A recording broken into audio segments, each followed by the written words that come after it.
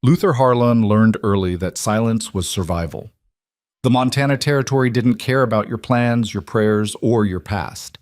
It cared whether you could split enough firewood before the freeze, whether your rifle stayed dry during a 3-day storm, whether you knew the difference between a wolf track and a dog's. Luther knew all of it. He'd spent 6 years carving out an existence in a valley where the nearest neighbor lived 4 hours hard ride away, where winter started in September and didn't fully release its grip until May. His cabin sat in a clearing he'd hacked from lodgepole pine and Douglas fir, backed against a granite ridge that broke the worst of the north wind. One room, stone fireplace, shelves for supplies, hooks for furs, a bed built from split logs and rope, covered with enough pelts to keep a man from freezing on the coldest nights. No decoration, no comfort, just function. He'd built it that way on purpose. Luther was 32 but looked older, weathered in the way men get when they stop talking to people and start talking to mountains. Tall, broad through the shoulders from years of physical labor, with dark hair he kept short with his own knife, and a beard he trimmed when it got in the way of eating. His eyes were the color of creek water under ice, and they rarely stayed on anything or anyone for long. Not out of shyness, out of practice. He trapped in winter, marten, beaver, fox, the occasional wolf, hunted elk and deer when he needed meat, fished the stream that ran 40 yards from his door. Once every 6 weeks, he'd ride into Coburn's Crossing, the closest thing to a town within 50 miles, to trade furs for ammunition, flour, coffee, salt. He never stayed long, never drank in the saloon, never joined the conversations that clustered around the general store's stove. People left him alone mostly. They called him Harlan the Hermit, though never to his face. A few new pieces of his story, that he'd come west after the war, that he'd worked as a ranch hand before disappearing into the high country. But nobody knew why he'd chosen isolation over civilization, and Luther never explained. He preferred it that way. On the morning everything changed, Luther was splitting wood. The air was sharp with early autumn cold. The kind that warned winter wasn't far behind. Frost lingered in the shadows where the sun hadn't reached yet. His breath plumed white as he worked, each swing of the axe clean and efficient, the rhythmic crack of splitting pine marking time. He didn't hear the wagon until it was close. That alone put him on edge. Luther's hearing was sharp from years of listening for predators, for shifts in weather, for anything that didn't belong. But the approaching wagon had been muffled by the soft earth of the valley trail, and by the time he registered the creak of wheels and the plod of hooves, it was already entering his clearing. Luther straightened, axe still in hand, and watched. The wagon was battered, its canvas cover stained with road dust and weather. A single horse pulled it, a dun mare that looked as tired as the rig she dragged. The driver was Old Pete from Coburn's Crossing, a man who ran mail and supplies to the scattered homesteads when the trails allowed. But it wasn't Pete that made Luther's jaw tighten. It was the woman sitting beside him. She was small, compact in a way that suggested efficiency rather than fragility. Dark hair pulled back severe under a plain bonnet. Clothes that looked Eastern, practical but not made for frontier mud. Her face was pale, fine-boned, with sharp eyes that scanned the clearing, the cabin, and finally, Luther himself with an expression that gave away nothing. Pete pulled the wagon to a stop and climbed down with a grunt. "Harlan." Luther didn't move. "Pete, got a delivery for you. Didn't order anything. Didn't say you did." Pete walked around to the wagon's side, lowering the back gate. "Got a mail-order bride situation here. Name's Clementine Rock. Says she's yours." The words didn't make sense at first. Luther stared at the old man, then at the woman, who was climbing down from the wagon with the careful movements of someone who'd been traveling too long. "That's a mistake," Luther said. "No mistake." Pete pulled a folded paper from his coat. "Got the contract right here. Paid in advance. Arrangement set up through the Matrimonial Times out of Denver. Everything legal." Luther's hand tightened on the axe handle. "I never signed anything." "Your cousin did.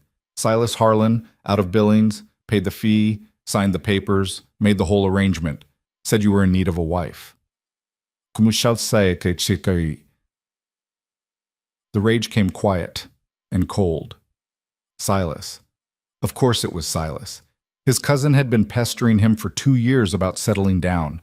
about rejoining civilization, about not dying alone in the wilderness like some half-wild animal.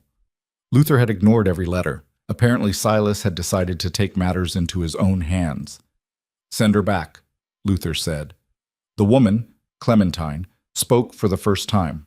Her voice was clear, controlled, with an accent that marked her as Eastern educated. "I can't go back." Luther looked at her directly for the first time. She stood beside the wagon, straight-backed despite obvious exhaustion, meeting his gaze without flinching.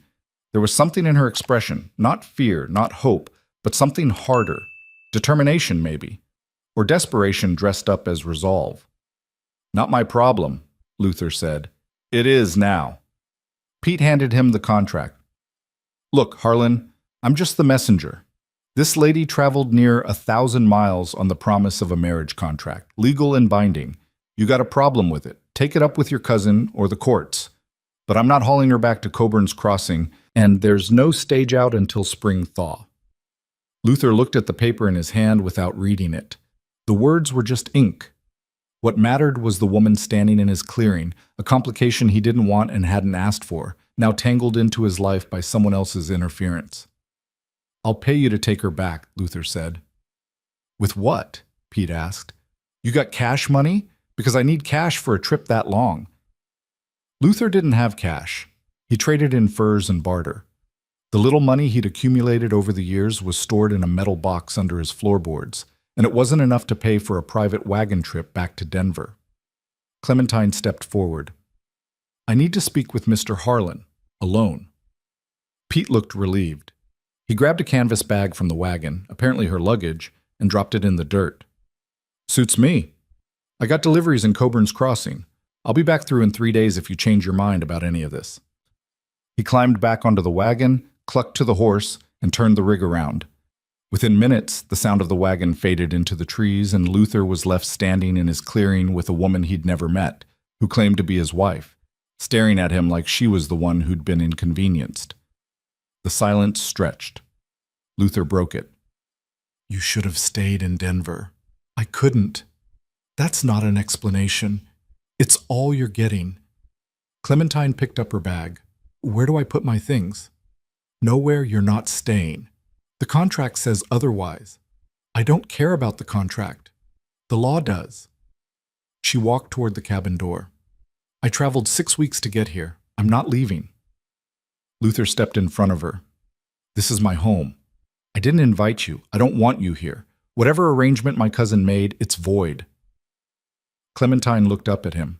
She was at least 8 inches shorter, but she didn't back away.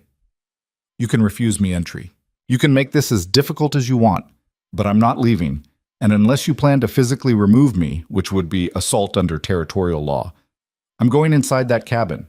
You don't know anything about living out here. I'll learn. You'll die. First winter storm, first wolf pack, first time you run out of water because you don't know how to break ice on a frozen creek. You'll die.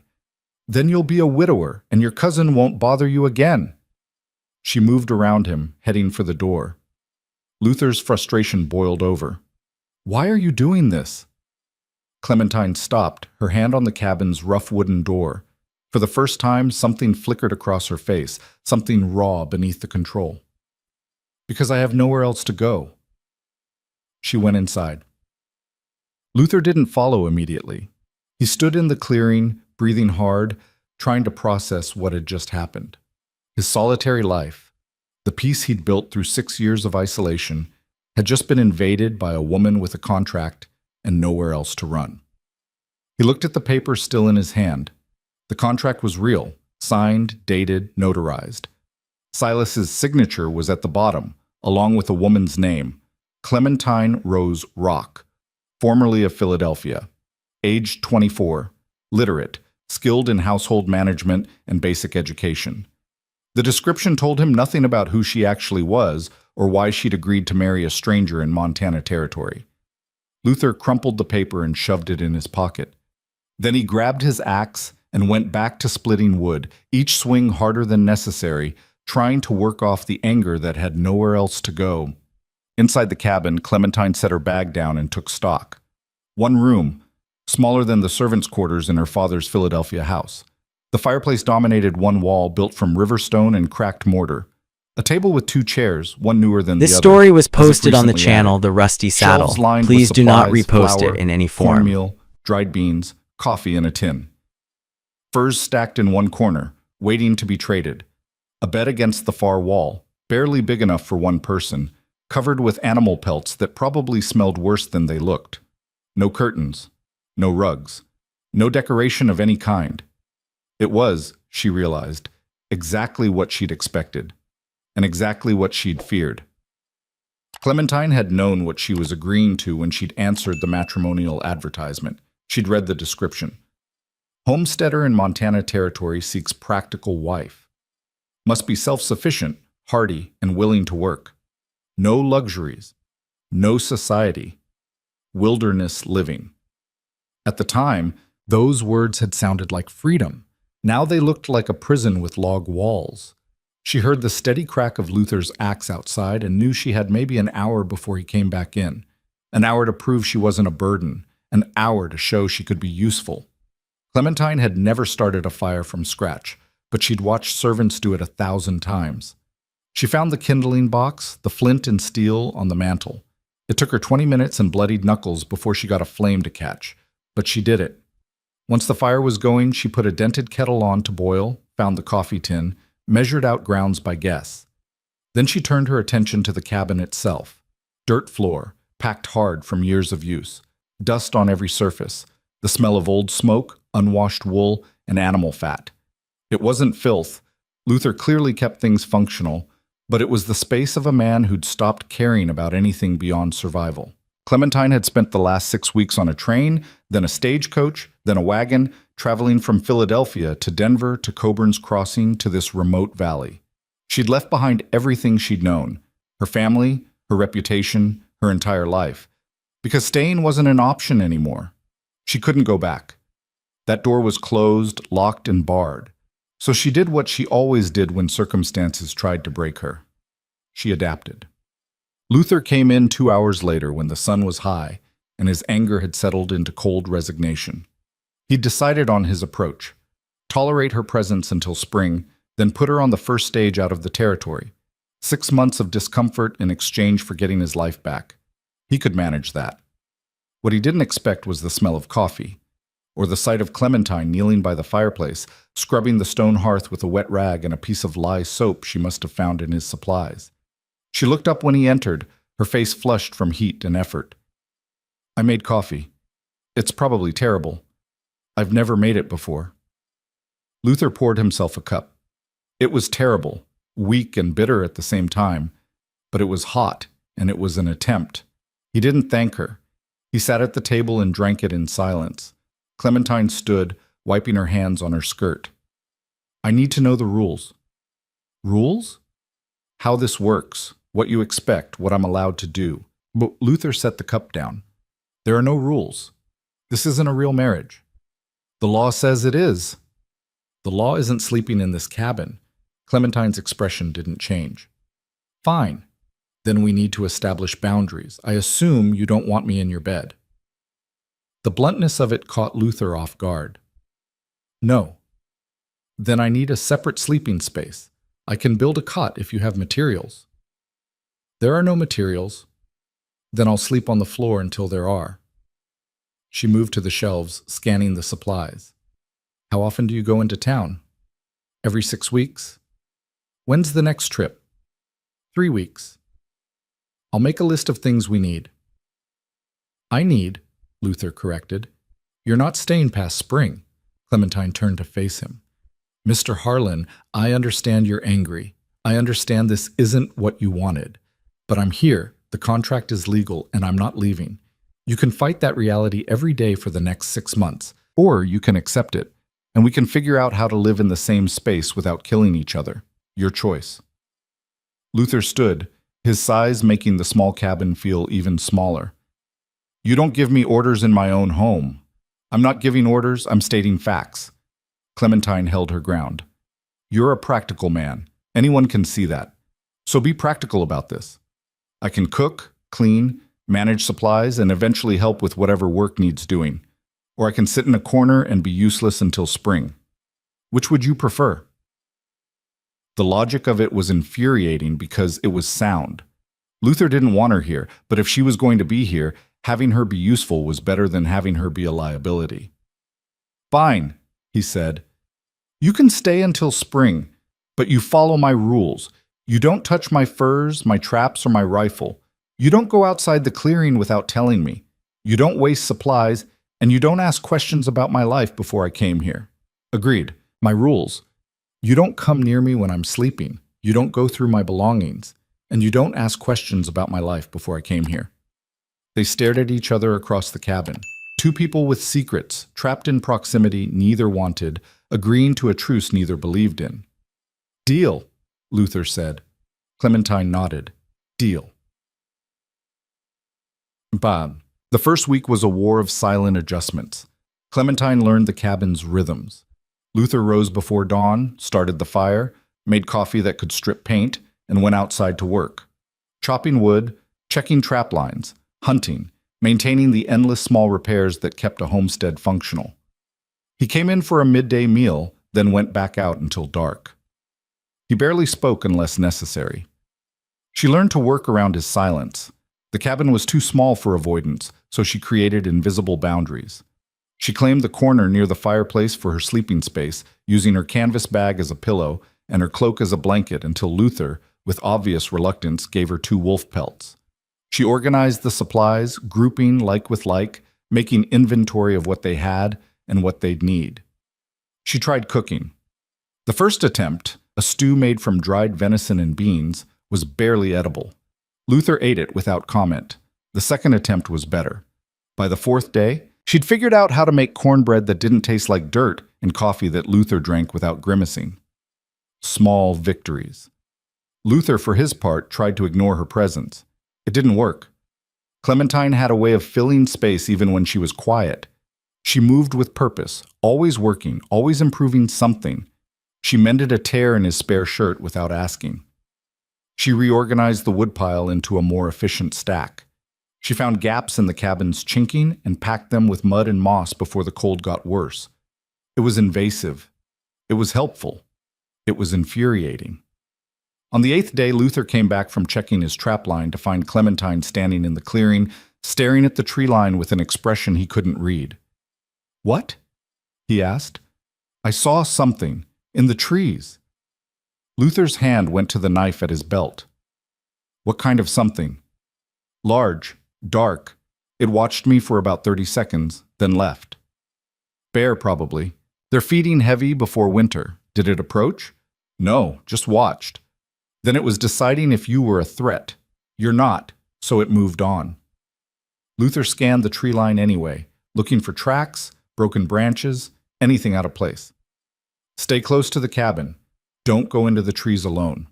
I wasn't planning to. Good. He started toward the cabin, then stopped. You did the right thing, noticing it. People who don't pay attention out here don't last long. It was the closest thing to a compliment he'd given her. Clementine didn't acknowledge it, but something in her posture shifted, less tense, more settled. The break in their Cold War came from necessity, not choice. 2 weeks after Clementine's arrival, Luther came back from hunting with a doe slung over his shoulders.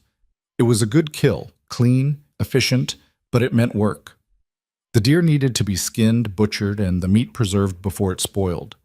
Luther started the process in the clearing, working quickly with the ease of long practice. Clementine watched from the cabin door, then came outside. What do you need me to do? She asked. Nothing. Go inside. I can help. You'll just slow me down. Clementine crouched beside the carcass.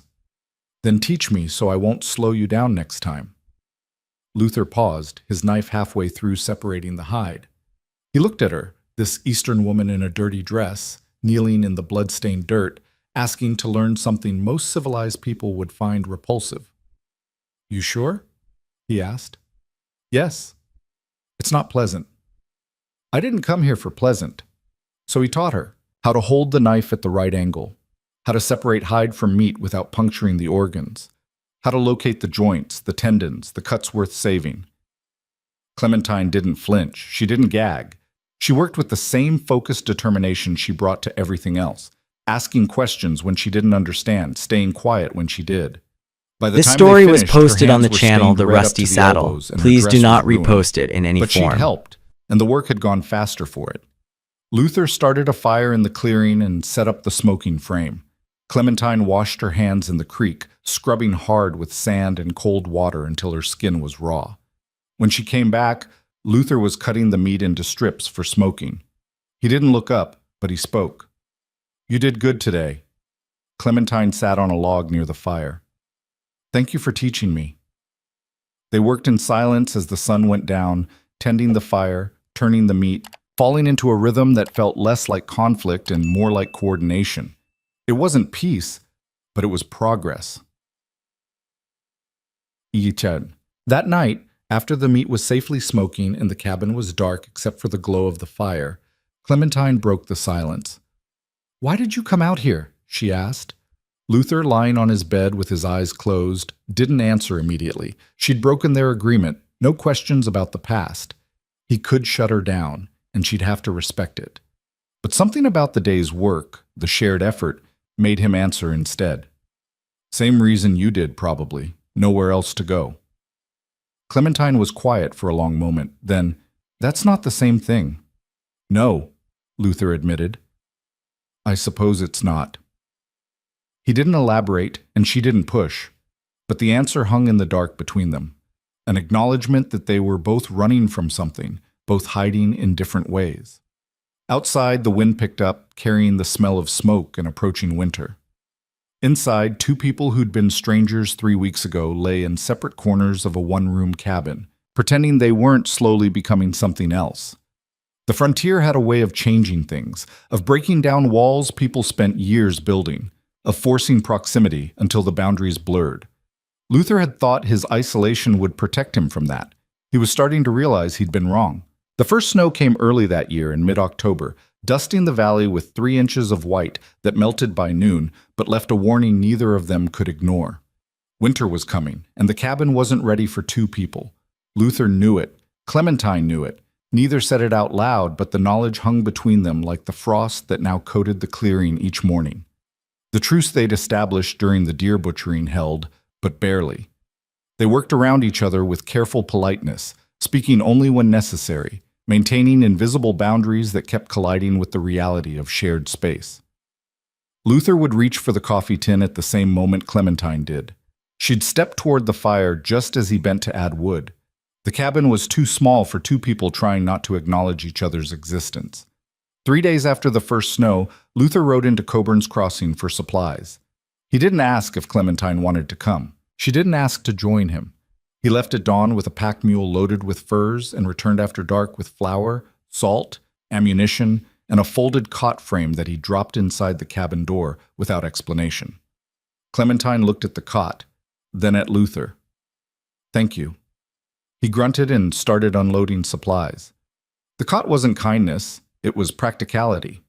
He was tired of stepping over her sleeping form every morning, tired of the guilt that came with watching her wake up stiff and cold from a night on the floor. She assembled it in her corner while he put away the supplies, stretching canvas over the frame with the same methodical focus she brought to everything. When she finished, she sat on it once to test the stability, then stood and moved to help him organize the new provisions. "How much did the cot cost?" she asked. "Doesn't matter." "It does. I need to know how much I owe you." Luther turned to look at her. "You don't owe me anything. We're not married in any real sense, which means this is a business arrangement. I should contribute. With what? You don't have money." Clementine's jaw tightened. "Not yet, but I will." "How?" She didn't answer, which told Luther everything he needed to know. She had no plan, no skills that translated to frontier currency, no way to earn money in a place where cash was scarce and survival was the only economy that mattered. He went back to shelving supplies. "Forget the cot. Consider it rent for the corner you're sleeping in." "I don't want charity." "Then don't think of it as charity. Think of it as me not wanting to wake up to you freezing to death on my floor." He closed the cabinet harder than necessary. "We done talking about this?" Clementine opened her mouth, closed it, then nodded. But Luther could see the calculation in her eyes, the wheels turning behind that controlled expression. She was planning something. He just didn't know what. The answer came 2 days later when she asked him about Cowburn's Crossing. They were outside, Luther chopping wood while Clementine hung laundry on a line she'd strung between 2 trees. The work was cold, their breath visible, fingers going numb, but necessary. Winter didn't care if you were comfortable. "How many people live there?" Clementine asked. Luther brought the axe down, splitting a log cleanly. "In town? Maybe 200, scattered homesteads around it, another 100 or so." "What kind of businesses?" "General store, saloon, blacksmith, livery. Why?" "Just curious." She pinned one of his shirts to the line. "Are there children?" Luther paused mid-swing. "Some, maybe 20, 30 kids total. Families out here tend to be small, high mortality rate." Clementine was quiet for a moment, her hand still on the clothesline. "Is there a school?" "No, parents teach their own if they're educated. Most aren't." "Someone should start one." Luther set down the axe. "You thinking of volunteering?" "I'm thinking it's a need that isn't being met." She moved to the next piece of laundry. "I was a teacher before I left Philadelphia. Primary education, ages 6 to 12. This was the first real information she'd given him about her past. Luther studied her profile, the set of her shoulders, the careful way she spoke about it. "What happened?" "I stopped teaching." "Why?" "That's my business." She finished hanging the shirt. "But I'm qualified. I have references, though they're probably worthless out here." Luther picked up the axe again. "Starting a school takes money. Buildings, supplies, books. Nobody in Cowburn's Crossing has that kind of cash." "Then we'd have to be creative." Clementine gathered the empty laundry basket. "Barter system. Families pay in goods, services, firewood. I could hold classes in someone's barn or shed until we had something better. Ooh, you'd be competing with parents who think they can teach just fine themselves. I'd be offering something they can't. Structured education, multiple subjects, preparation for children who might want to leave the frontier someday." She met his eyes. "You think it's a bad idea?" "I think you're looking for a reason to stay past spring." The accusation hung between them. Clementine didn't deny it. "Would that be so terrible? I pull my weight here. I'm learning. And if I had income from teaching, I could contribute to supplies, pay you proper rent for the space I'm using." Luther wanted to argue, but the logic was sound again. And something else nagged at him. The image of Clementine trying to survive a journey back to Philadelphia alone, to whatever scandal or situation had driven her west in the first place. He didn't know what she was running from, but he recognized the look of someone who'd burn bridges rather than cross them backward. "Talk to the families yourself," he said finally. "They want a school, that's their business, but don't expect me to help set it up. I wouldn't dream of it." Clementine headed back to the cabin, then paused at the door. "Thank you for not dismissing the idea outright." Luther grunted and went back to chopping wood, but something had shifted. Clementine wasn't just surviving anymore. She was planning, and that made her dangerous in ways he hadn't anticipated. The next time Luther rode into Cowburn's Crossing, Clementine went with him. She'd asked the night before, framing it as necessity. She needed to meet the families, assess the need for a school, introduce herself to the community. Luther had agreed with reluctance, knowing that keeping her isolated on the homestead was both impractical and, increasingly, impossible. The ride took 4 hours through terrain that grew rougher as they descended from the valley. Clementine rode the mule, side saddle in a way that looked precarious but proved functional. She didn't complain about the cold, the pace, or the silence. She just watched the landscape pass with the same focused attention she gave everything. Cowburn's Crossing wasn't much. A muddy main street with buildings clustered on either side. Wood construction weathered gray by wind and neglect. The general store anchored one end, the saloon the other.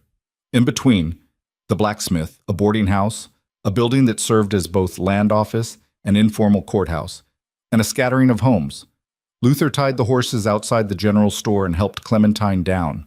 She smoothed her skirt, adjusted her bonnet, and transformed before his eyes into someone polished, proper, Eastern. The roughness she'd acquired over the past weeks vanished beneath a veneer of respectability. "You look different," Luther said. "I look civilized." Clementine straightened her shoulders. This First story was impressions posted matter, on the channel The especially for a Rusty woman Saddle. trying to Please do establish not credibility. repost it in any form. They entered the store together. The warmth hit first, heat from a potbelly stove, the smell of coffee and dry goods. Then the attention. Every person inside stopped and stared. Harold Bickford, who ran the store, spoke first. "Harlan, didn't expect you for another few weeks. Making an extra trip. Need to introduce my wife." The word hung in the air. Luther had never called her that before, but here, in public, the pretense was necessary. The alternative, explaining the mail-order arrangement, Silas's interference, the complicated truth, would invite gossip he didn't want. Clementine stepped forward, extending her hand. "Clementine Harlan. Pleased to meet you, Mr. Bickford." Harold shook her hand awkwardly, clearly thrown by the formality. "Ma'am, didn't know Harlan was married. Recent development." She smiled, and Luther was struck by how natural it looked, how easily she slipped into the role. "I'm hoping to meet some of the families in the area. I understand there are children who might benefit from formal schooling." The conversation shifted. Clementine spoke with confidence, outlining her qualifications, explaining her vision for a small school, asking about the community's needs. Harold listened, then called over his wife, Martha, who'd been sorting inventory in the back. Martha Bickford was a practical woman in her 40s, weathered by frontier life but sharp-eyed and assessing. She looked Clementine over with the frank appraisal women gave each other when measuring character. "You ever taught on the frontier before?" Martha asked. "No, ma'am, but I taught in Philadelphia for 3 years, children from varying backgrounds. I'm adaptable. You'll need to be. Kids out here are different.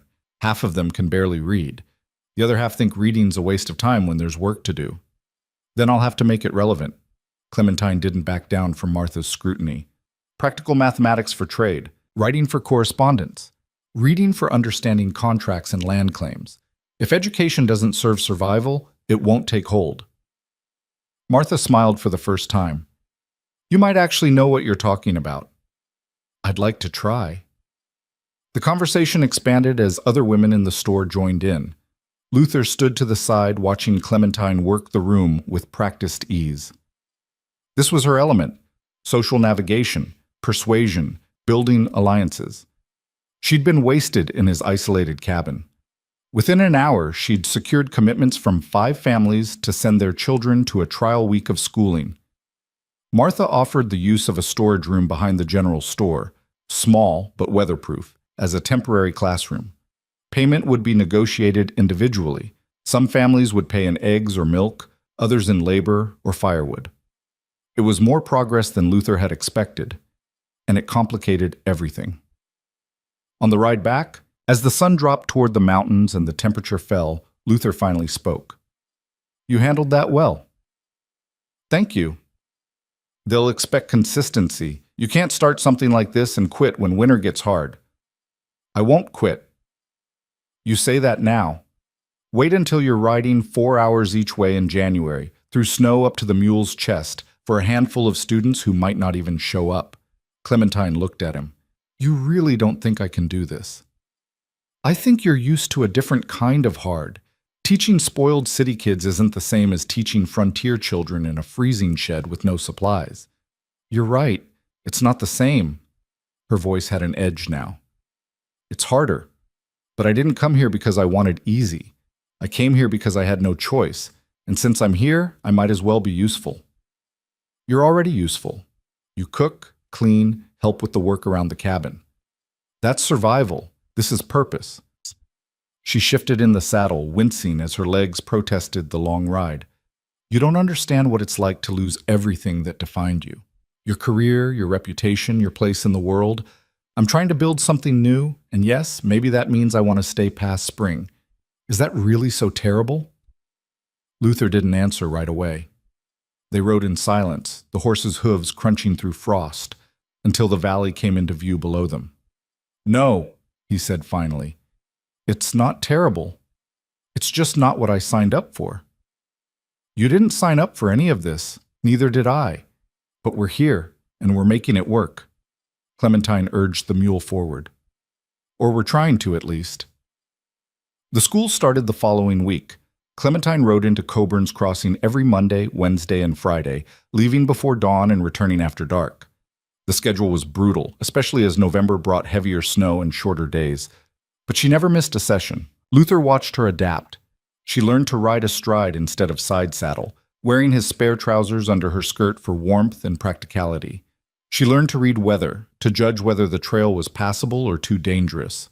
She learned which shortcuts saved time and which ones would get her killed. The teaching itself was harder. The storage room was barely insulated, heated only by a small stove that Martha provided. Supplies were scarce. Clementine used charcoal on scraps of wood for slates, made readers from old newspapers, taught mathematics with beans and stones. Her students ranged from 6 to 14, with varying levels of ability and interest. She came home exhausted, hands numb, voice hoarse from speaking over the wind that whistled through gaps in the walls.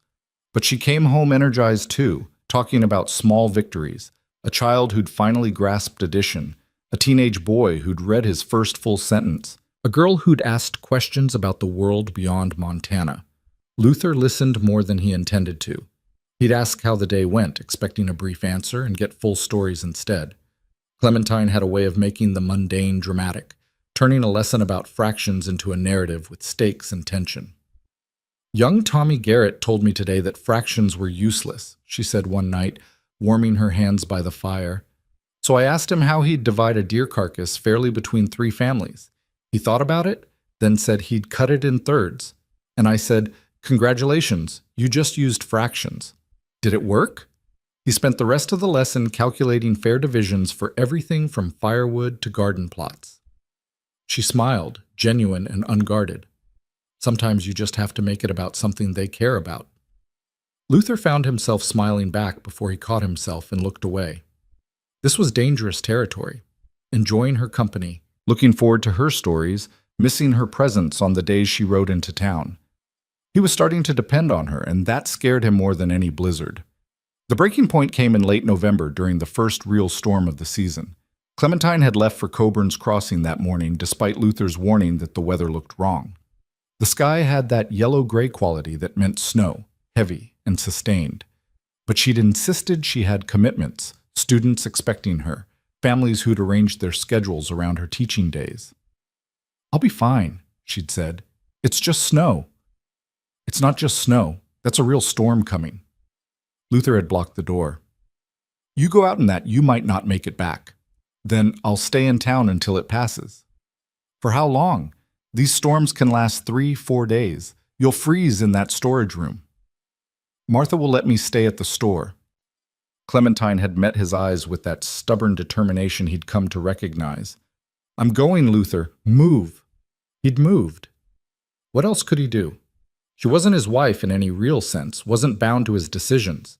If she wanted to risk her life for a handful of students, that was her choice. But as the day progressed and the storm rolled in hard and fast, Luther's unease grew into something darker. The snow started around noon, thick, wet flakes that stuck to everything. By mid-afternoon, visibility was down to 20 feet. By evening, the wind had picked up to a howl that shook the cabin's walls and sent snow through every gap in the chinking. Luther paced. He told himself Clementine was smart enough to stay in town, that Martha wouldn't let her leave in this weather, that worrying was pointless. But his mind kept circling back to the trail between the valley and town, to the places where a person could get turned around in a whiteout, to the drop-offs and frozen creeks that became death traps in a storm. Around 8 o'clock, he heard something over the wind, a sound that didn't belong. Luther grabbed his rifle and opened the door, squinting against the driving snow. At first he saw nothing, then movement, a dark shape stumbling toward the cabin, leading a horse. Clementine. Luther ran into the storm, reaching her just as she collapsed. She was covered in snow, ice crusted on her face and clothes. The mule beside her was in similar condition, head down, flanks heaving. "What the hell were you thinking?" Luther shouted over the wind. Clementine's lips moved, but no sound came out. Her whole body was shaking. Luther pulled her arm over his shoulders and half carried, half dragged her to the cabin. Once inside, he kicked the door shut and set her in front of the fire. Her clothes were soaked through, frozen in places. He started stripping them off, coat, gloves, boots, his hands rough with This story was urgency posted and on the anger. channel The "I told Rusty you not to Saddle. go," he Please said. do not "I told repost you it was in too any form. dangerous." Clementine's teeth chattered too hard for speech. Her fingers were white, her lips blue. Luther grabbed blankets, wrapped her in layers, then went back outside for the mule. He couldn't leave the animal to freeze. It had gotten Clementine home, and that earned it shelter. He led the mule to the lean-to he'd built for his horse, rubbed it down as best he could in the dark, then fought his way back to the cabin through snow that was now waist-deep in drifts. Inside, Clementine had stopped shaking as violently, but she was still dangerously cold. Luther made hot coffee, forced her to drink it, then checked her fingers and toes for frostbite. The skin was pale, but not blackened. She'd been lucky. "What happened?" he asked once she could speak. "Storm came faster than expected." Her voice was rough, barely above a whisper. "Martha wanted me to stay, but I thought I could beat it. I was wrong. You almost died. I know. If you'd gotten lost, if the mule had stumbled, if you'd been out there another hour—" Luther stopped, the words choking him. "You don't get to be reckless with your life. Not here. Not when one mistake means death." Clementine looked up at him, and for the first time since they'd met, he saw fear in her eyes. Not of the storm, but of what it represented. "I can't lose this, Luther. The school, the teaching. It's the only thing I have that's mine. If I start canceling, families will lose trust. They'll find other arrangements. I'll lose the one thing that makes me more than just your unwanted burden. You're not—" Luther stopped himself. "You're not a burden. You haven't been for weeks. Then what am I?" The question hung between them, complex and dangerous. Luther didn't have an answer that wouldn't change everything. "You're someone who needs to stop risking her life for pride," he said instead. "The school matters. I understand that, but you matter more." Clementine stared at him. "Why?" "Because—" Luther struggled with words he wasn't used to saying. "Because you're part of this now, this cabin, this life. I don't want it, but it's true. And if something happened to you, it would—" He stopped again, unable or unwilling to finish. "It would what?" Luther stood abruptly. "Get some sleep. We'll talk about this when you're not half frozen." But Clementine grabbed his hand before he could walk away. Her fingers were still cold, but her grip was firm. "Thank you for coming out to get me." "I didn't come out to get you. You made it back on your own." "But you came out. You were looking for me." Luther pulled his hand free. "Don't read too much into it. I'd do the same for anyone." He walked to his corner of the cabin and lay down with his back to her, ending the conversation. But he could feel her eyes on him, could sense the shift in the air between them. Something had broken tonight, or maybe something had finally started to build. The storm lasted 3 days, burying the valley under 4 feet of snow and trapping them inside the cabin with nothing but each other and the weight of what hadn't been said. Luther threw himself into maintaining the fire, checking the food stores, doing anything that kept his hands busy and his mind off the woman sleeping 10 feet away. But the cabin was too small for avoidance, and Clementine had recovered enough by the second day to push back against the silence. "We need to talk about what happened," she said while measuring out flour for bread. "Nothing happened. You went out in a storm, nearly froze, came back. That's all." "You said I mattered." Luther's hand stilled on the wood he was whittling. "I said a lot of things when I thought you might die. Don't hold me to all of them." "Which ones should I hold you to?" He looked at her then, really looked at her. She'd pulled her hair back severe as always, but strands had escaped around her face. Her hands were rough now, scarred from kitchen work and cold. She wasn't the polished Eastern woman who'd stepped off that wagon 3 months ago. The frontier had marked her, changed her into something harder and more real. "None of them," Luther said. "This arrangement has an expiration date. Spring comes, you leave, we both go back to our separate lives. Getting attached makes that harder. What if I don't want to leave? We've been over this." "No, we haven't, not really." Clementine set down the flour tin and faced him fully. "You keep saying I'll leave in spring like it's a fact, but we both know the contract is legal. I'm your wife under territorial law, whether you like it or not. I have as much right to stay as you do. Luther stood, his size filling the small space. You want to stay?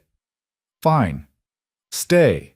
Spend the rest of your life in a one-room cabin with a man who doesn't want you here, teaching ungrateful children in a freezing shed, scraping by on barter payments that barely cover supplies. That the future you're fighting for? It's better than the one I left behind. That's not saying much. No, Clementine agreed.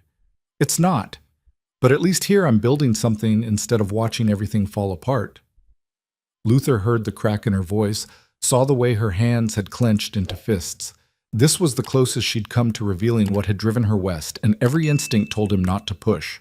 Knowing her past meant connection, and connection meant complications he'd spent 6 years avoiding. But he pushed anyway. What happened in Philadelphia? Clementine was quiet for so long, Luther thought she wouldn't answer. Then she turned back to the bread dough and started kneading with deliberate, controlled movements. I was engaged, she said, to a man from a good family, well-respected, wealthy, everything my father wanted for me. We were 3 weeks from the wedding when I discovered he'd been keeping a mistress for 2 years. Worse, he spread rumors that I'd been the one having an affair, that the broken engagement was his decision to protect his reputation. Within a week, I'd lost my teaching position. My father believed the rumors, or pretended to. Either way, he sided with my ex-fiance's family, said I'd embarrassed him, ruined his business relationships. Her hands worked the dough harder. So I answered a matrimonial advertisement for a frontier husband, packed what I could carry, and left before my father could marry me off to someone worse. The cabin was quiet except for the pop and hiss of the fire. Luther processed the information, fitting pieces together that explained so much about Clementine. Her desperate need for independence, her refusal to be sent back, her determination to build something that belonged to her alone. I'm sorry that happened to you, he said. I don't want your pity. It's not pity, it's just... Luther struggled to find words. You deserved better than that. Maybe, but I got this instead. Clementine shaped the dough into a round and set it near the fire to rise. So when you say I'll leave in spring, understand that I have nowhere to go back to. This cabin, this valley, that school, it's all I have. I won't give it up easily. Luther wanted to argue, wanted to maintain the boundary he'd drawn between temporary and permanent. But looking at her now, he couldn't pretend she was just passing through. She'd woven herself into his life in ways he hadn't noticed until the threads were too tangled to pull apart. Then we need new rules, he said. What kind of rules? Honest ones. You stay, we split the work fairly. You contribute to the homestead. I support the school. We figure out how to make this work long-term instead of pretending it's temporary. Clementine studied his face, searching for the trap. And the marriage? Stays what it is, a legal arrangement, shared space, shared work, but nothing more. Nothing more, she repeated. You're sure about that? Luther wasn't sure about anything anymore, but admitting that would open doors better left closed. I'm sure. All right. Clementine extended her hand. New rules. Partnership, not pretense. Luther shook her hand, feeling the calluses that matched his own, and tried to ignore the fact that the agreement felt both like progress and like surrender. The storm broke on the 4th day, leaving the valley transformed under a blanket of white that sparkled in the rare winter sun. Luther spent the morning digging out the lean-to and checking on the animals while Clementine cleared paths between the cabin, the woodpile, and the creek. They worked in parallel, occasionally crossing paths, exchanging brief words about immediate needs. The new rules hung between them, undefined, untested, but present. Around noon, they heard hoofbeats approaching through the snow. Luther grabbed his rifle by reflex, then relaxed when he recognized Tom Miller, one of the neighboring homesteaders who lived about 6 miles east. Tom rode into the clearing on a horse that looked as exhausted as he did. Harlan, He stopped himself, remembering. Thank goodness you're all right. Storm wasn't that bad up here. What's wrong? It's the Richardsons. Their daughter Sarah. She's sick. Real sick. Fever that won't break. Can't keep anything down. Margaret's tried everything she knows, but the girl's getting worse. Tom's face was drawn with worry. Margaret thought maybe your wife might know something. Women's medicine. Remedies from back east. Luther looked at Clementine, who'd come to stand beside him. "I'm not a doctor," she said, "but you've had education. You might know things Margaret doesn't." Tom's desperation was palpable. "Please, Sarah's only 8 years old. If she dies because we didn't try everything—" "I'll come," Clementine said immediately. "Let me get supplies." She disappeared into the cabin while Luther talked logistics with Tom. The Richardson homestead was a hard 2-hour ride in good conditions. In snow this deep, with the trail barely broken, it could take 3 or 4 hours. And if the girl was as sick as Tom described, Clementine might need to stay there for days. Luther made his decision. "I'm coming with you." "You don't have to, Hut," Tom said. "I know you prefer to keep to yourself." "She's my wife. Where she goes, I go." The words felt strange in Luther's mouth. This story were was the right posted on the ones. channel The Clementine Rusty didn't know Saddle. these Please people, do not didn't know repost the it in any trails, form. Didn't know how quickly a sick child could turn into a dying one out here. Clementine emerged with a pack containing what medical supplies they had: willow bark for fever, yarrow for bleeding, honey for coughs, clean cloth for bandages. It wasn't much, but it was something. They rode out within 20 minutes, Luther and Clementine on his horse, Tom leading the way. The journey was brutal, snow up to the horses' chests in places, forcing them to pick their way carefully through drifts. The temperature hovered just above zero, and wind cut through every layer of clothing. Clementine rode in front of Luther, his arms around her to hold the reins, their bodies pressed together for warmth and balance. He could feel her shivering despite the heavy coat, feel the tension in her back as they navigated particularly treacherous sections. "You all right?" he asked during a brief rest. Cold, scared. Her honesty surprised him. "I don't know if I can help that child." "You'll do what you can. That's all anyone expects. What if it's not enough?" "Then it's not enough. But you show up, you try. That matters to people out here. Effort counts as much as success." Clementine nodded, but Luther felt her anxiety in every rigid line of her body. She'd taken on teaching because she was qualified, because she knew that territory.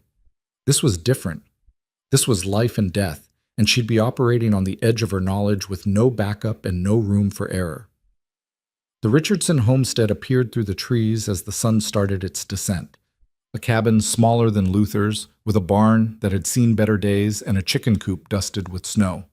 Margaret Richardson stood in the doorway, her face haggard with sleeplessness and fear. "Thank you for coming," she said, ushering them inside immediately. "Sarah's in the back room. She's been sleeping mostly, but when she wakes up, she's delirious." The cabin was warm but had the stale smell of sickness. Clementine followed Margaret to a small side room where a girl lay in a narrow bed, her face flushed with fever, her breathing shallow and rapid. Luther stayed in the doorway while Clementine approached the bed and placed a hand on the child's forehead. "How long has she had the fever?" Clementine asked. 5 days, started mild, got worse after the storm hit." "Any rash, vomiting, pain, anywhere specific?"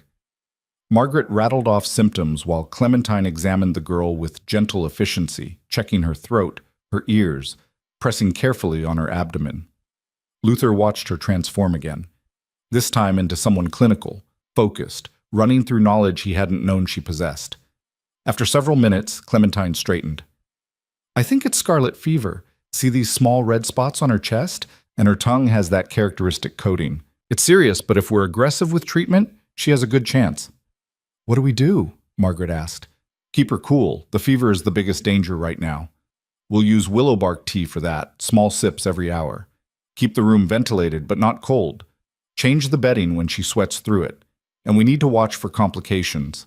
If her breathing gets worse, if the fever spikes higher, if she develops a rash that doesn't blanch when you press it." "How do you know all this?" Margaret's voice held wonder and hope. "My mother worked with a physician in Philadelphia. She took me on calls sometimes when I was young. I'm not a doctor, but I've seen cases like this before." Clementine was already unpacking her supplies, organizing them on a small table. "I'll need your help. This is going to be a long night, maybe longer." Margaret nodded, and the two women fell into a rhythm, Clementine giving instructions, Margaret following them with the desperate precision of a parent fighting for her child's life.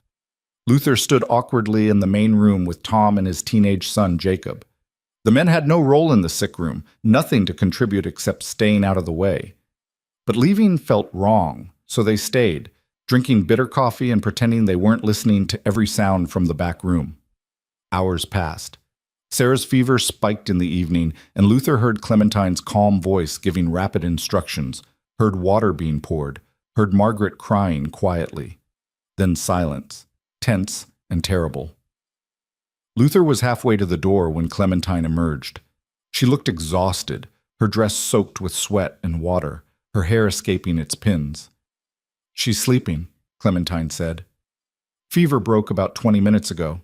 She's not out of danger yet. Scarlet fever can have complications, but she's turned a corner." Margaret appeared behind her, tears streaming down her face. "You saved her. You saved my daughter." "I helped." The fever broke on its own. But Clementine let Margaret hug her, let the woman cry into her shoulder while murmuring thanks over and over. Tom gripped Luther's arm. "I don't know how to repay this." "You don't have to repay anything." "The hell I don't. Your wife just saved my niece's life. That's a debt that doesn't clear easy." Luther looked at Clementine, still holding Margaret, while the other woman wept with relief, and something shifted in his chest. This was what she'd meant about needing purpose, about building something beyond survival. She wasn't just teaching children to read, she was becoming someone the community needed, someone they'd remember, someone who mattered. And watching her, Luther realized he was seeing her the way other people did.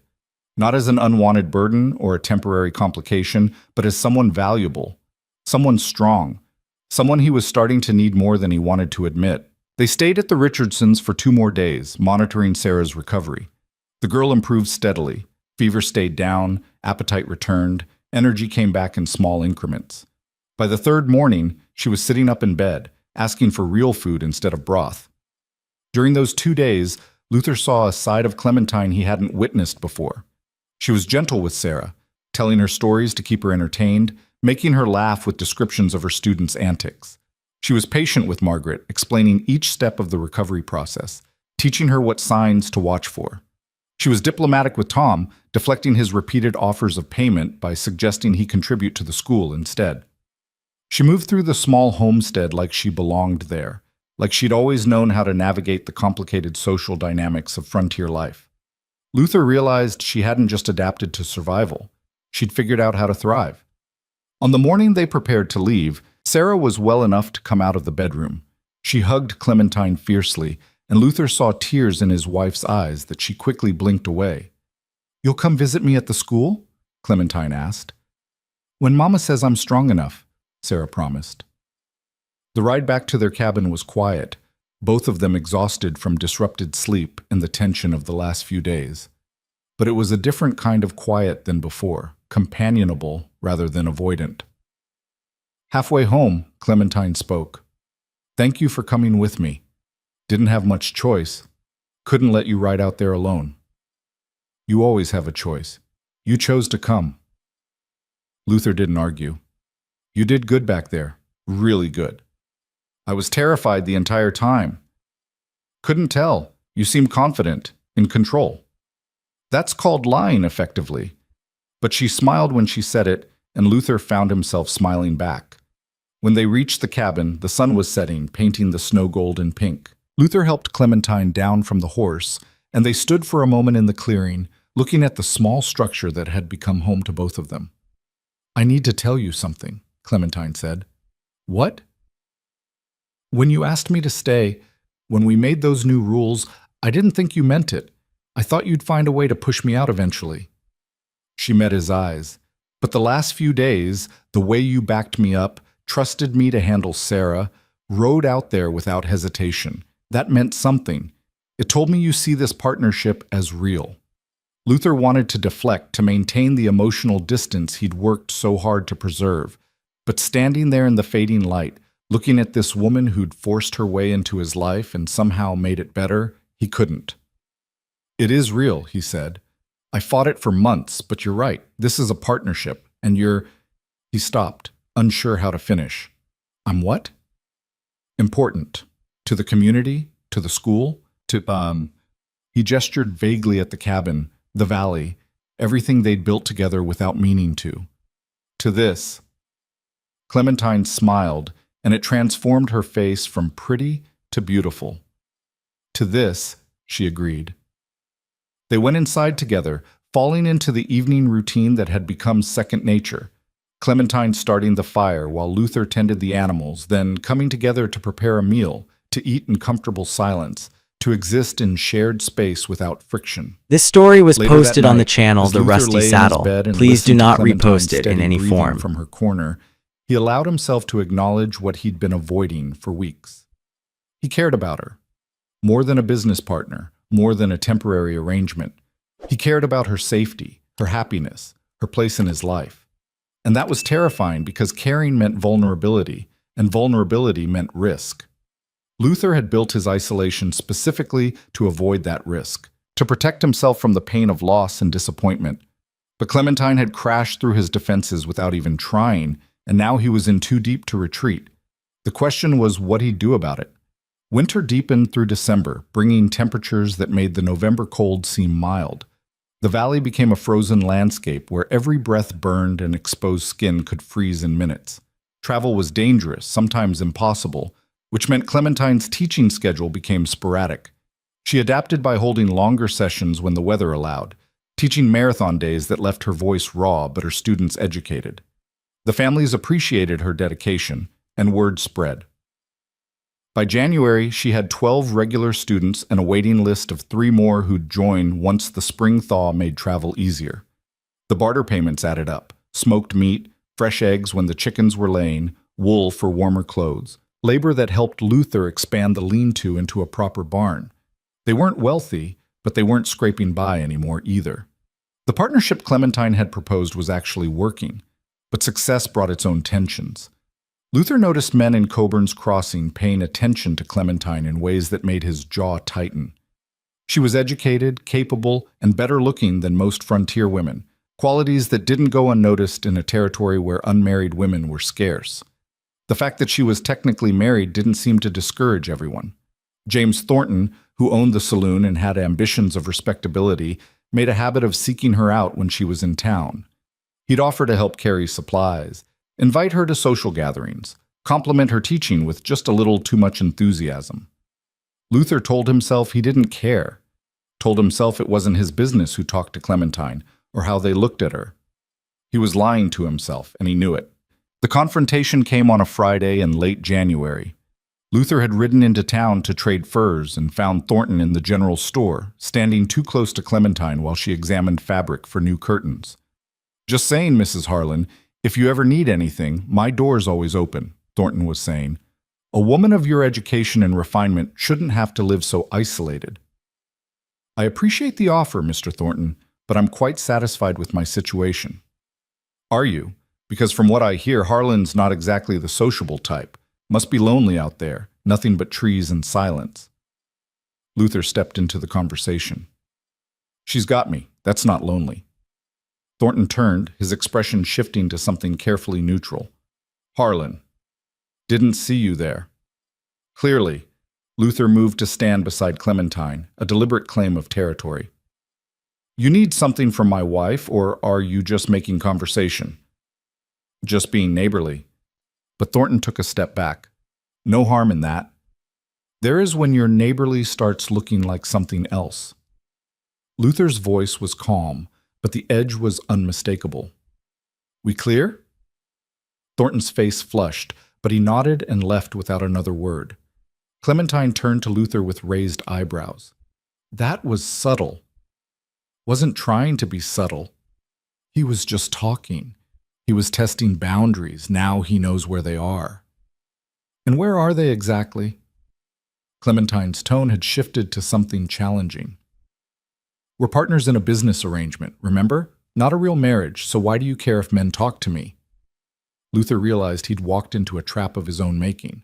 The rules he'd insisted on, partnership without romance, shared space without intimacy, were now being used against him. "I care because you're my responsibility," he said, knowing it was weak even as he said it.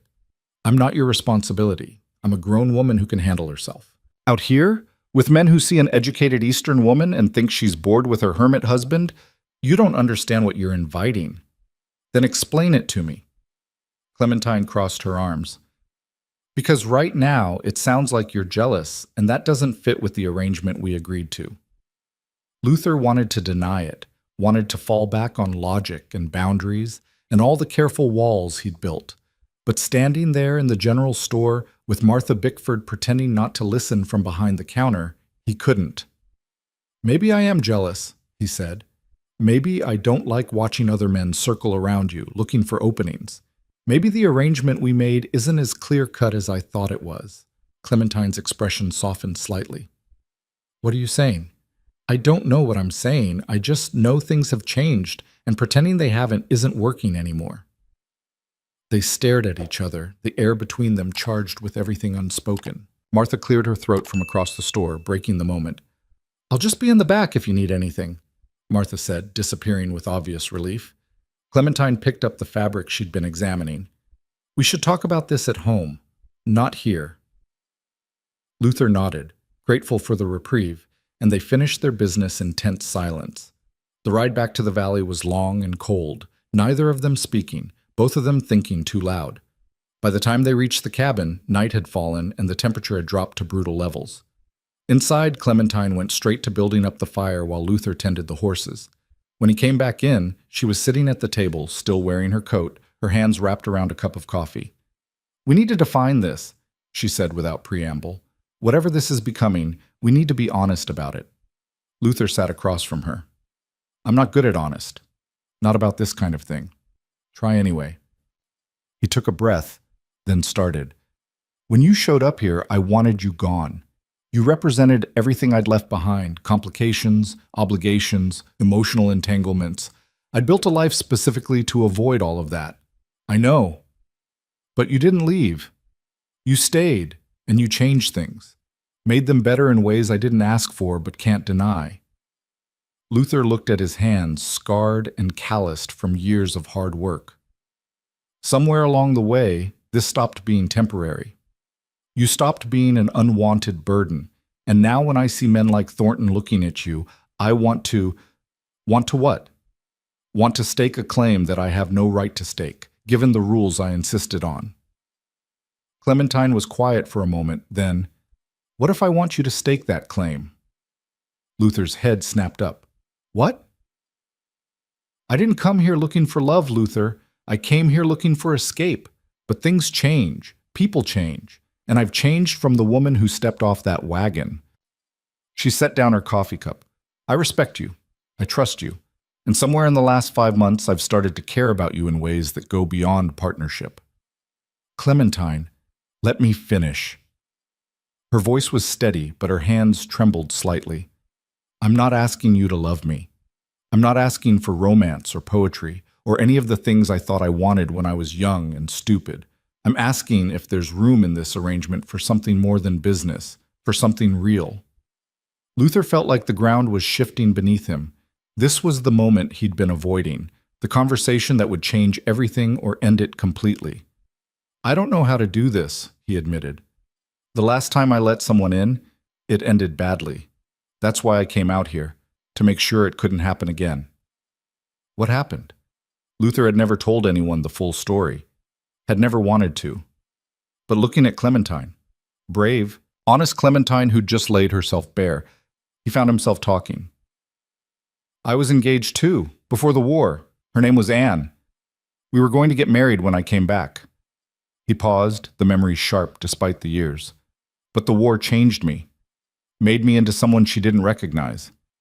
I came back angry, damaged, not fit for civilized company. She tried to make it work, but I pushed her away. Told her I didn't want her, that she should find someone better. She did. I'm sorry. Don't be. I made my choice. Came out here to live with it. Built a life where I couldn't hurt anyone or be hurt." Luther met Clementine's eyes. "But you've proven that life doesn't work anymore, if it ever did. So, what do we do about it?" Luther stood, walked to the window, looked out at the frozen valley illuminated by moonlight. Behind him, he heard Clementine stand too, felt her presence even before she spoke. "I can't promise I'll be good at this," he said. "I'm rough, I'm difficult, I've forgotten how to be gentle with people's feelings." "I don't need gentle, I need honest." Then honestly, "Yes, There's room for something more. There's been room for weeks. I just didn't want to admit it. He turned to face her and found her closer than he'd expected, close enough that he could see the firelight reflected in her eyes, close enough to make his heart pound in ways he'd forgotten it could. Clementine, She kissed him. It wasn't romantic or practiced. It was urgent and awkward and real. Two people This who'd been story was circling each posted other on the for channel months The finally Rusty collided. Saddle. Please do Luther not froze repost for a it in second, any form. then pulled her closer, his hands in her hair, and kissed her back with 6 months of denied feeling.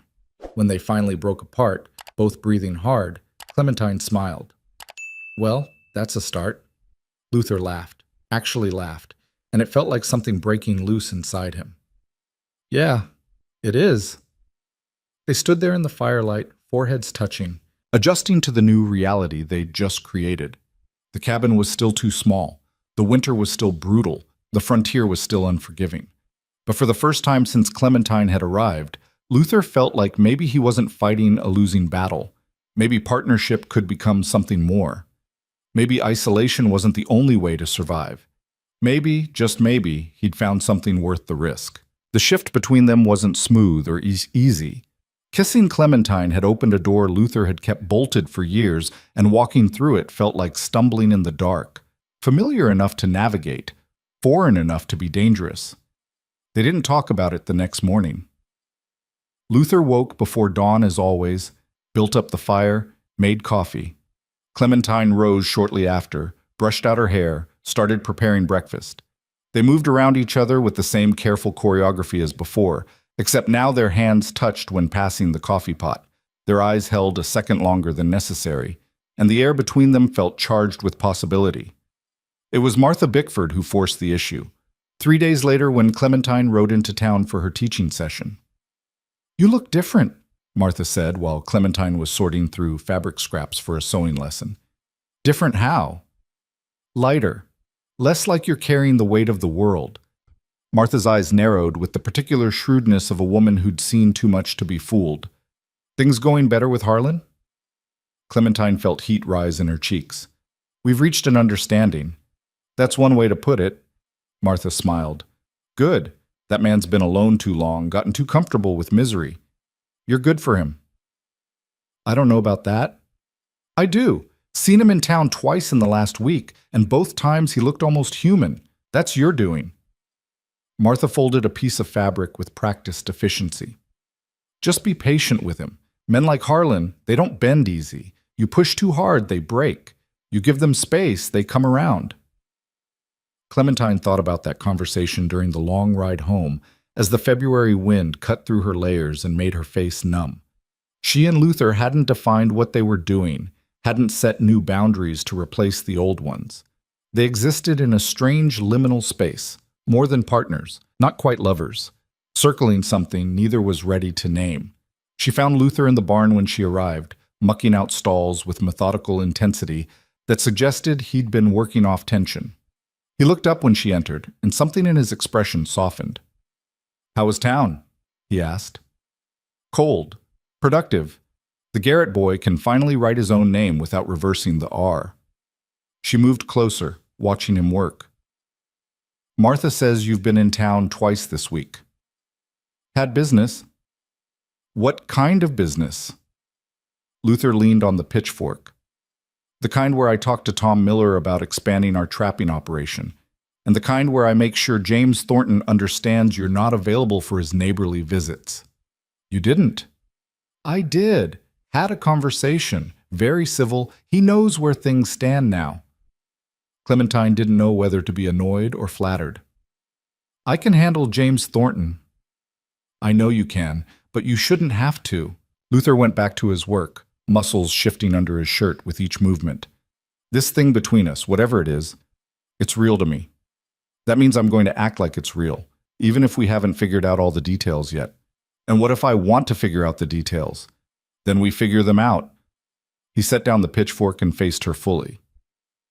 "What do you want, Clementine?" It was the most direct he'd ever been, and it deserved an equally direct answer. "I want this to be more than an arrangement.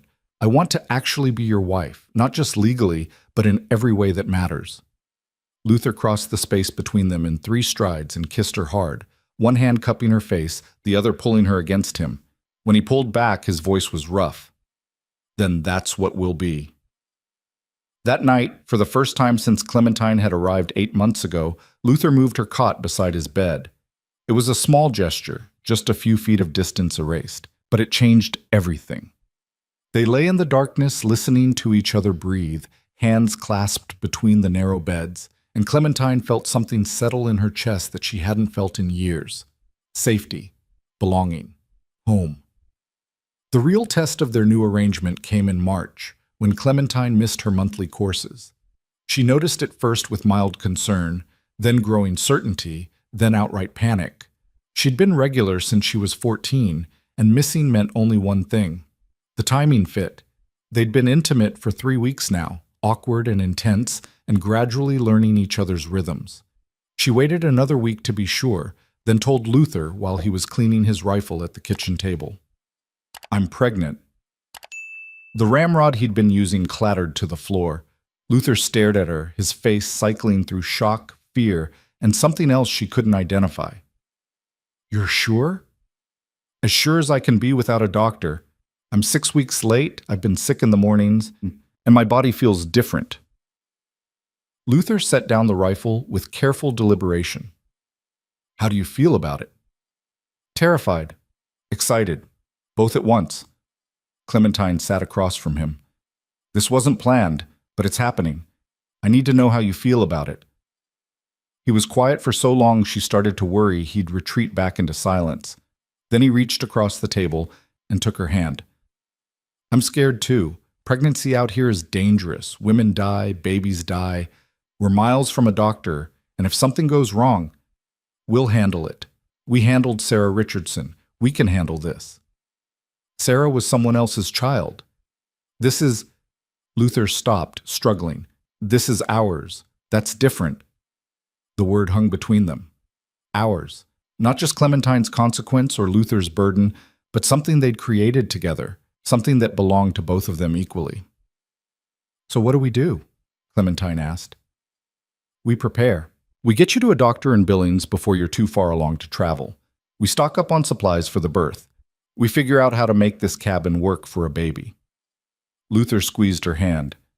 "And we stop pretending this is anything less than permanent. You're my wife. That's going to be my child. This is my family." Clementine felt tears prick her eyes. "I didn't think you'd want this. I didn't think I did either, but now that it's happening, I can't imagine not wanting it." He stood and pulled her into his arms, holding her tight. "We'll make this work. All of it." They rode to Billings in early April, a 4-day journey that left Clementine exhausted but determined. The doctor confirmed what she already knew. She was healthy, the pregnancy progressing normally, due in early November. He gave her instructions for nutrition, rest, warning signs to watch for, and a recommendation that she stop riding long distances by her 6th month. "That means the school," Clementine said on the ride back. "You can teach through May, maybe June. After that, it's too risky. The families are depending on me." "The families will understand. Your health and the baby's health come first." Luther's voice was firm. "This isn't negotiable." Clementine wanted to argue, but she knew he was right. Already the long days of riding and teaching were becoming harder, the cold more penetrating, the exhaustion more profound. She couldn't maintain the pace and carry a pregnancy safely. So in late May, she made the announcement to her students and their families.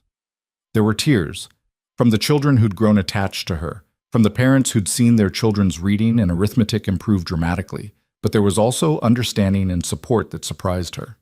Margaret Richardson hugged her fiercely. "You gave us our daughter back. We'll help you through this any way we can." Tom Miller shook Luther's hand with genuine warmth. "You need anything, help with building, extra supplies, someone to ride for the doctor when the time comes, you just ask." Even James Thornton, who'd kept his distance since Luther's warning, approached to offer congratulations and a sincere wish for an easy delivery. The community that Clementine had slowly built through teaching and healing was showing up for her now, and it moved her more than she'd expected. She'd come to Montana alone and desperate, expecting nothing. She'd found a place where she mattered. The summer brought new challenges. The pregnancy progressed normally, but Clementine's body changed in ways that frustrated her independent nature. She tired easily, her balance shifted. Simple tasks became difficult.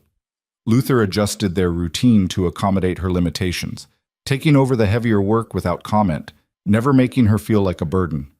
But the forced inactivity chafed.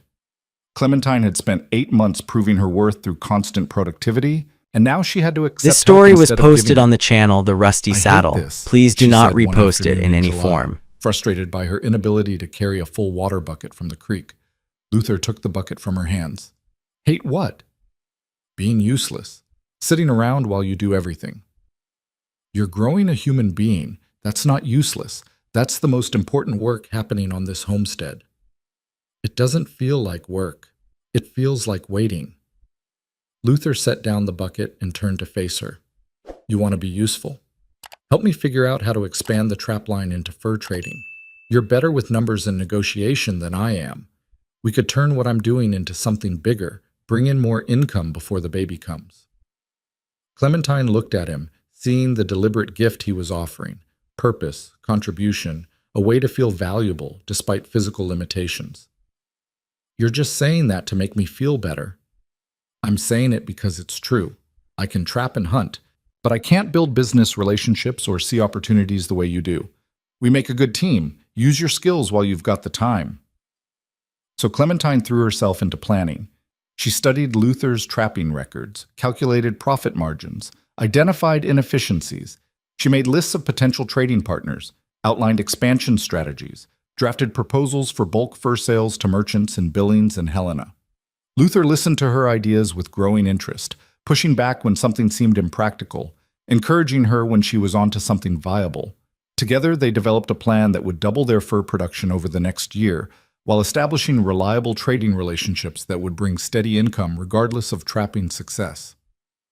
This could actually work, Luther said one night, reviewing her detailed projections by lamplight. Of course it could work. I'm good at this. You're more than good. You're building something that could support a family long term. Real security, not just scraping by. Clementine felt pride warm her chest.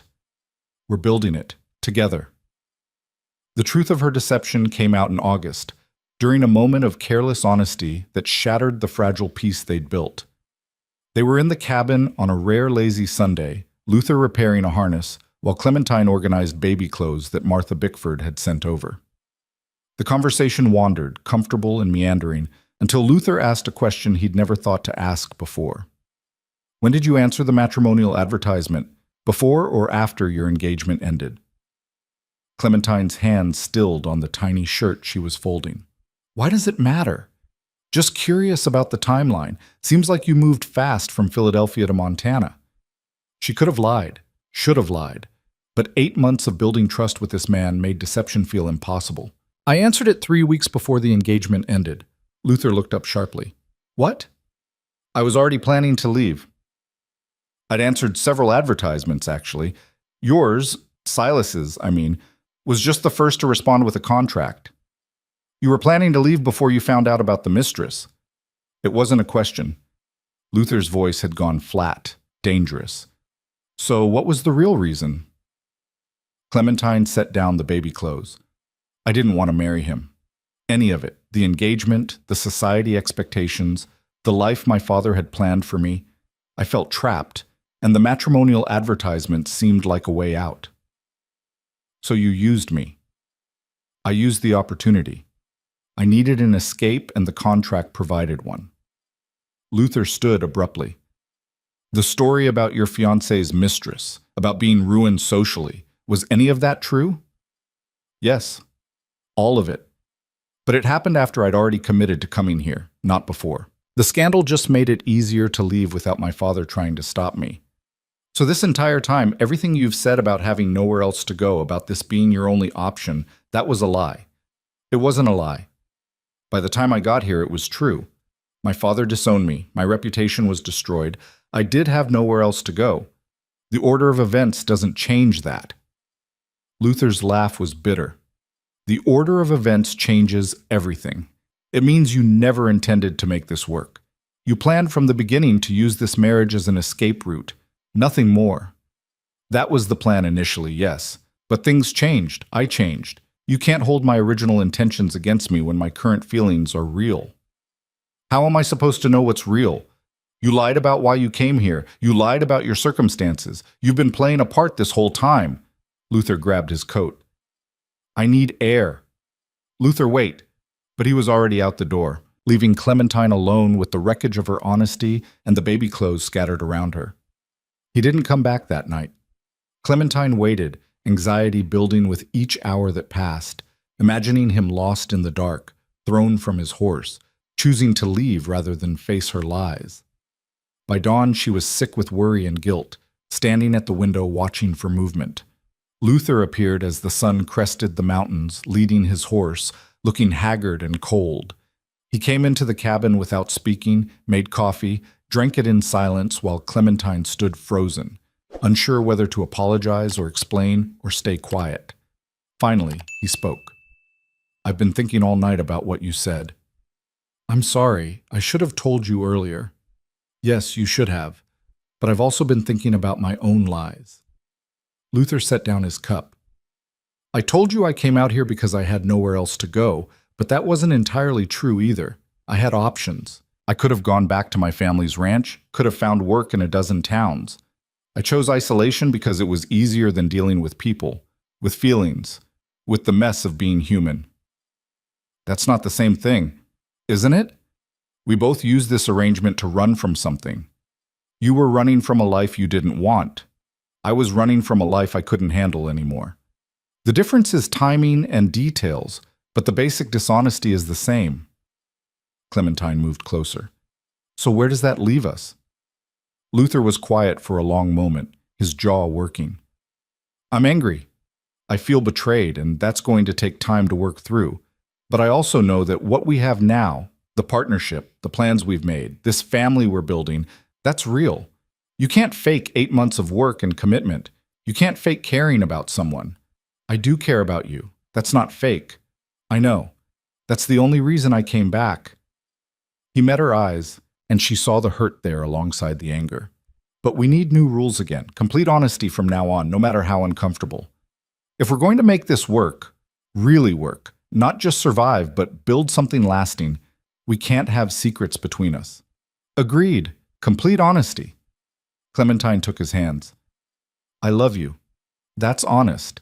I didn't expect to, didn't plan for it, but I do. You're difficult and stubborn and emotionally closed off half the time.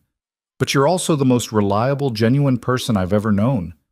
I love you, and I want this life with you, and I'm sorry I wasn't honest about how it started.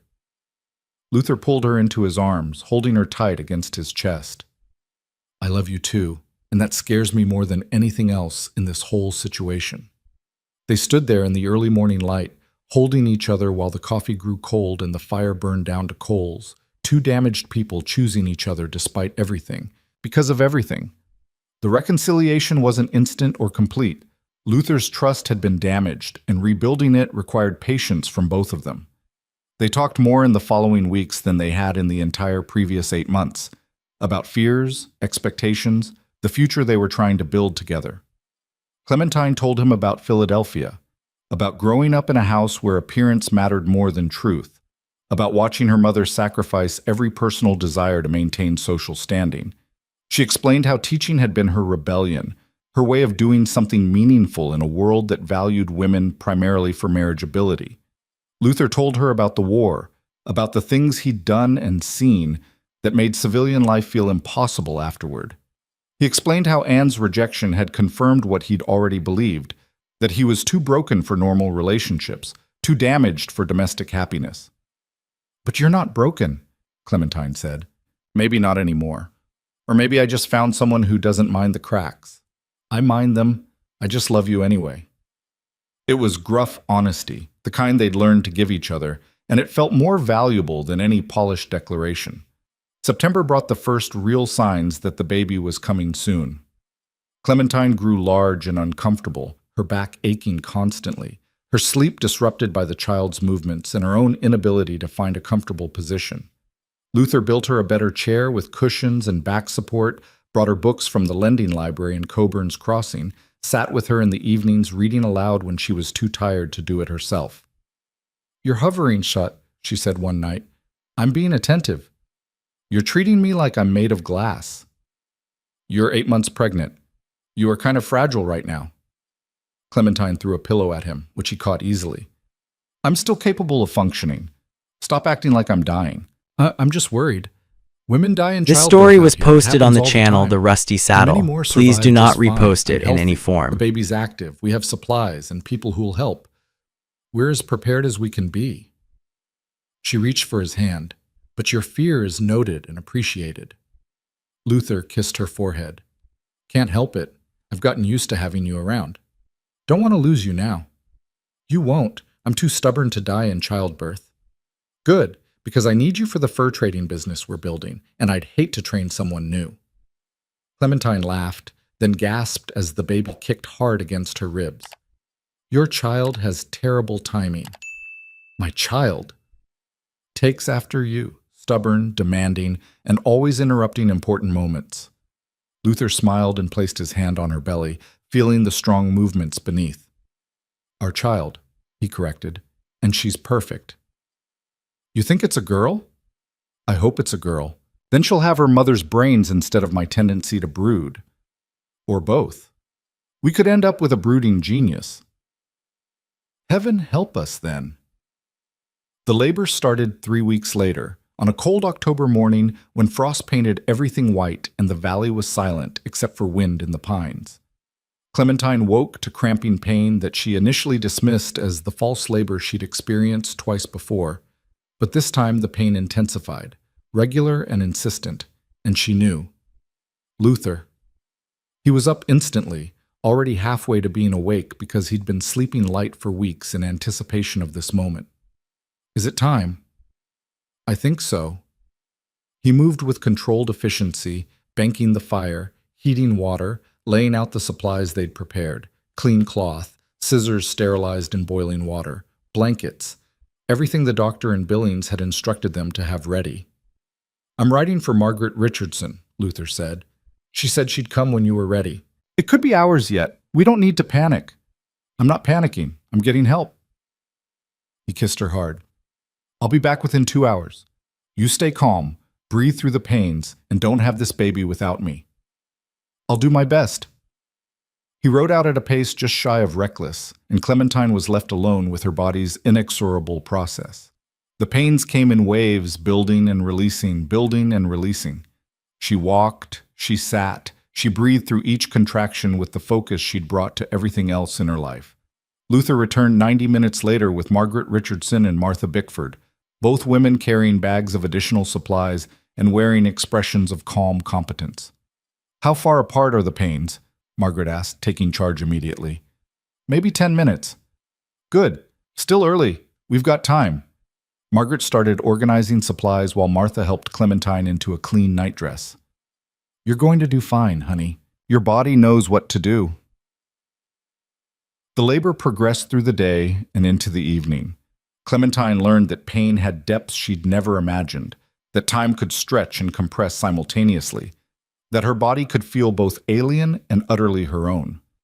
Luther stayed close despite Margaret's suggestion that he wait outside, holding Clementine's hand during contractions, wiping her face with cool cloths, murmuring encouragement when she felt like giving up.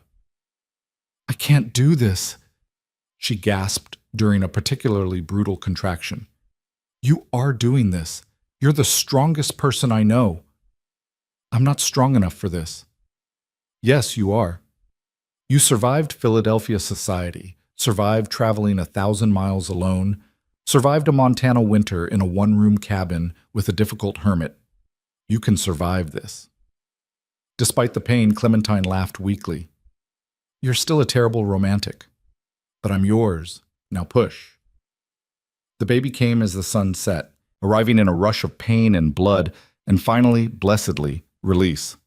Margaret caught the infant with practiced hands, and the cabin filled with a new sound, thin, outraged crying that was the most beautiful thing Clementine had ever heard. "It's a girl's toy," Margaret announced, wrapping the baby in a clean blanket. "Small but healthy, lungs working perfectly." She placed the infant in Clementine's arms, and Clementine looked down at the tiny face, red and wrinkled and absolutely perfect. The baby had dark hair like Luther and a determined expression even in her first moments of life. Luther stood frozen beside the bed, staring at his daughter with an expression of pure wonder. She's real. Of course she's real. But Clementine understood what he meant. Through all the preparation and planning, this had been theoretical. Now it was concrete, a living person who depended entirely on them, who would shape every decision they made from this moment forward. "What are we going to name her?"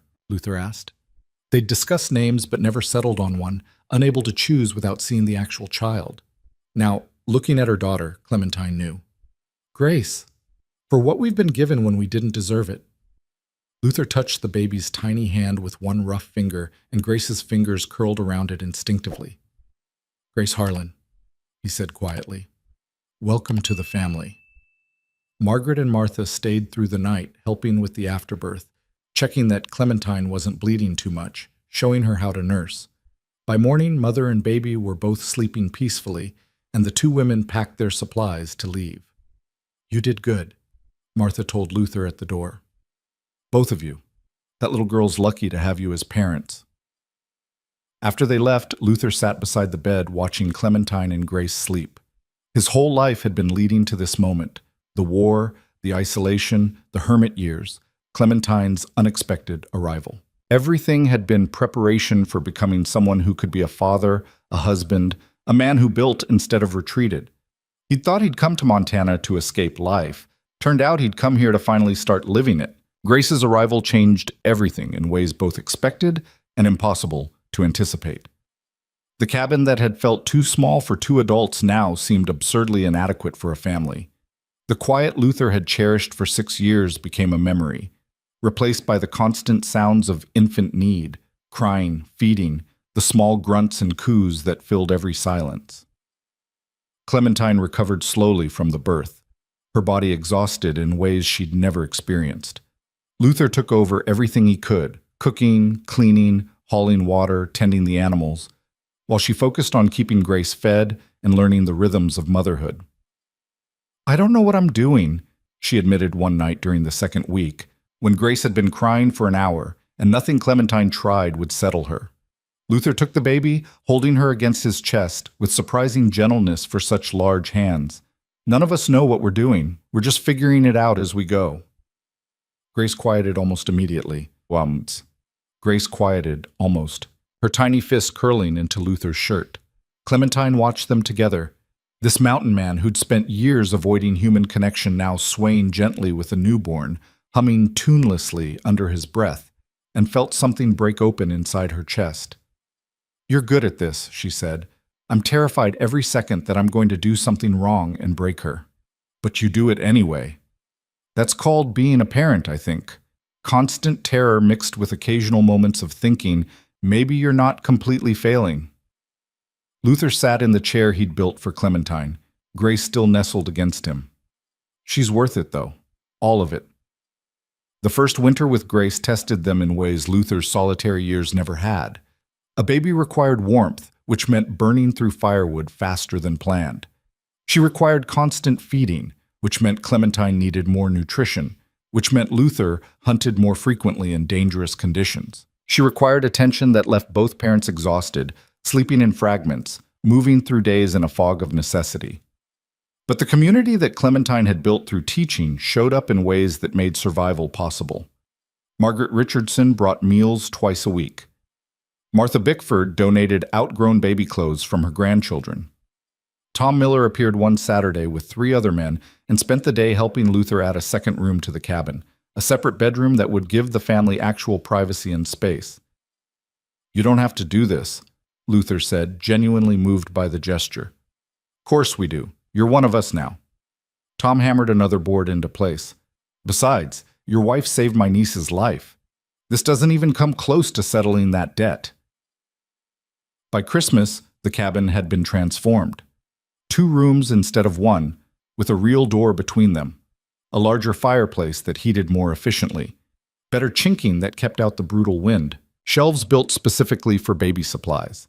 It wasn't luxury, but it was functional comfort, and it was theirs. Clementine resumed teaching in March when Grace was 5 months old, but on a modified schedule. She held classes twice a week instead of 3 times, and she brought Grace with her, setting up a cradle in the corner of the storage room where the baby slept while Clementine taught. The students were fascinated by the infant, taking turns holding her during breaks, reading to her even though she was too young to understand. "She's going to grow up thinking learning is normal," Sarah Richardson said one afternoon, carefully holding Grace while Clementine worked with another student. "That's the idea," Clementine replied. "I want her to see education as something valuable, something worth pursuing." The school continued to grow. By summer, Clementine had 17 regular students and a waiting list of 6 more. The storage room was too small, so Harold Bickford donated use of a larger building he owned, a former feed store that needed work but had real potential. Luther helped repair it, along with a rotating crew of fathers and older brothers. They replaced rotted boards, built proper desks. This story was installed a posted better on the stove. channel The Rusty Saddle. Clementine Please do organized not a repost fundraiser, it in any families form. contributing what they could, a barn dance that raised money through admission and donated food, even a small grant from the Territorial Education Fund that Martha helped her apply for. By September, 1 year after Grace's birth, Coburn's Crossing had a real school building, and Clementine had been formally hired as the town's first official teacher, with a salary paid partly in cash and partly in goods. "You did it," Luther said the night after the school's opening ceremony. "Built something real and lasting. We did it. I couldn't have managed without your support." Clementine was nursing Grace before bed, the baby's eyes already drooping. The trading business, the school, this family, it's all connected. We built it together. Luther couldn't argue with that. The fur trading operation had expanded exactly as Clementine had planned. He'd established relationships with merchants in Billings and Helena, secured contracts for bulk fur sales, even started buying pelts from other trappers and reselling them at profit. The income was steady enough now that they weren't just surviving, they were actually saving money, planning for the future. "I've been thinking," Luther said carefully, "about expanding into cattle." Clementine looked up sharply. "Cattle? That's a big investment." "I know, but the market's there. Ranchers are making real money, and we've got land that could support a small herd.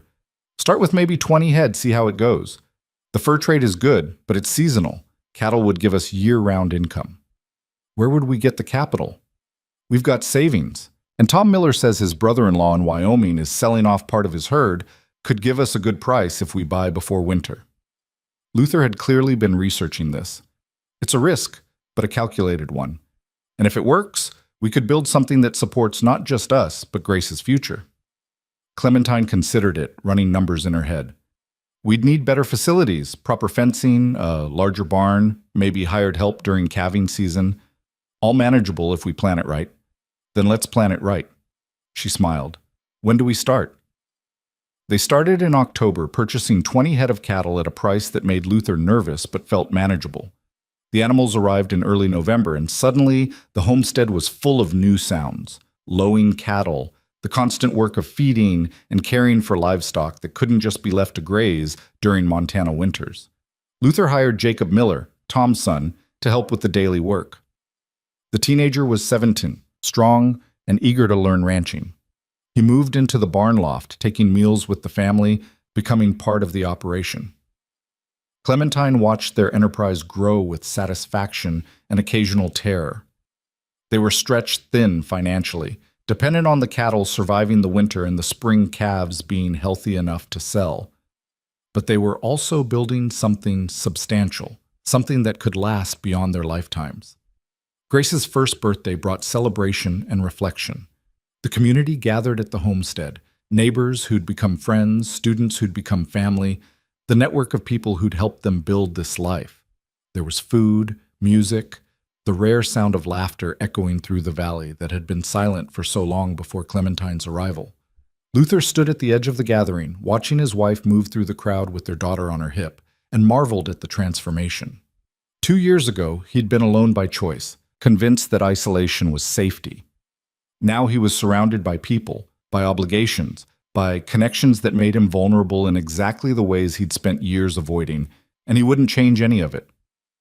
Tom Miller appeared beside him with a cup of whiskey. You look thoughtful. Just thinking about how different things are now. Different good or different bad? Good. Definitely good. Just unexpected. Luther accepted the whiskey. I spent so long thinking I knew what I wanted. Turned out I was wrong about everything. Tom laughed. That's marriage in general. We think we know what we want, then life happens and shows us what we actually need. Your wife's a force of nature. You're lucky you were smart enough not to send her away when she first showed up. I tried. She wouldn't leave. Like I said, force of nature. Tom raised his cup. To unexpected blessings and stubborn women. Luther drank to that, watching Clementine across the yard as she talked with Martha about expanding the school again, already planning, already building toward the next goal. The real test came in the spring of the second year, when a late blizzard killed 3 of their cattle and a merchant in Billings defaulted on a contract, leaving them short on expected income. The financial hit was severe enough to threaten everything they'd built. Clementine spread their account books across the kitchen table, running calculations that all came out wrong. We can't cover the feed costs and the loan payment. We're going to have to sell some of the herd. If we sell now, we get poor prices. Spring market is terrible. Luther studied the numbers over her shoulder. What if we take out another loan? Cover the short-term costs, pay it back when we sell in fall at better prices. That's risky. If we have another bad year, we could lose everything. We could. But if we sell now, we definitely lose ground. Sometimes you have to risk everything to keep what you've built. Luther's voice was steady. I trust your judgment. What do you think we should do? Clementine looked at the numbers, then at Grace, playing on the floor with wooden blocks Luther had carved, then back at Luther. This was what partnership meant. Shared risk, shared decision-making, shared consequences. We take the loan. We bet on ourselves. She reached for his hand. We've survived worse than a financial setback. We'll survive this too. They took the loan from a bank in Billings, using their land as collateral. The weight of it kept Luther awake at night, but they worked through the summer with renewed focus. The remaining cattle thrived under careful management. The fur trade had a good season. Clementine's school salary provided steady income. By October, they'd paid back the loan with interest and still showed profit. We did it, but, Clementine said when the final payment cleared. We bet on ourselves and won. We survived, Luther corrected. That's what we're good at, surviving and adapting. No, we didn't just survive, we built something. There's a difference. Luther realized she was right. Survival was about making it through today. Building was about creating something that lasted beyond tomorrow, beyond yourself. They were building a legacy, the school that would educate children for generations, the ranch that could support their family and provide employment for others, the community connections that made isolated homesteaders into neighbors. Grace's second birthday came with more growth.